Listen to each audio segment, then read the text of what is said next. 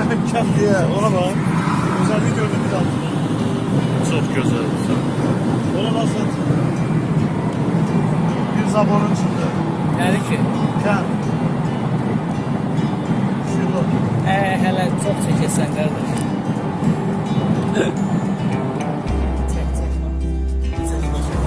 Ne çekiyoruz? Ben bunu özümü saldım.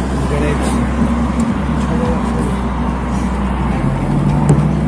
Сергей, у этих ребят не пулиры, да? Нет.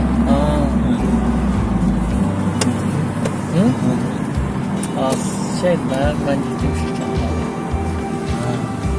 Artık The Outwork Systems. Sen başladın işlemeye. Yo, hara praznikler daxı. Sen hepsini. Ya. Ben belə işləyirəm öz işlərimdə. Ne işin? Mən belə zapças satdı indi axtarıram, görüm zapçını da alıb göndərmək istəyirəm. Məndə əsas mənim əsas işim odur da. Onun neyle konteyner?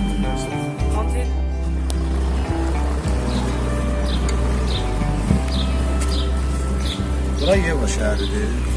Gözəllikdən adam bence heyran olur.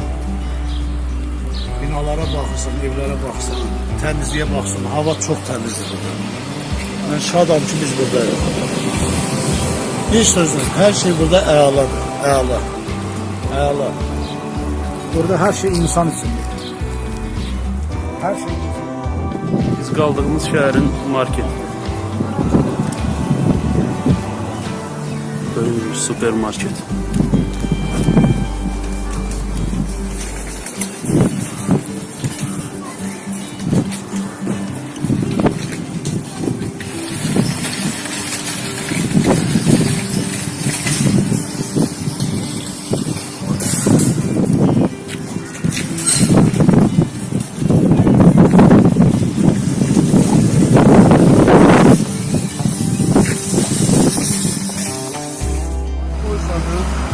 Yeva öbəsidir, balaca bir yerdir. Görürsünüz nə qəşəngdir. Bacaman velosiped sürür.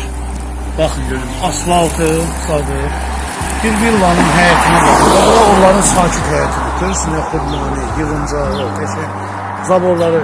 Bir Rafiqin evi olsaydı indi zabor 8 metr olmuşdur. Allah falan olsun.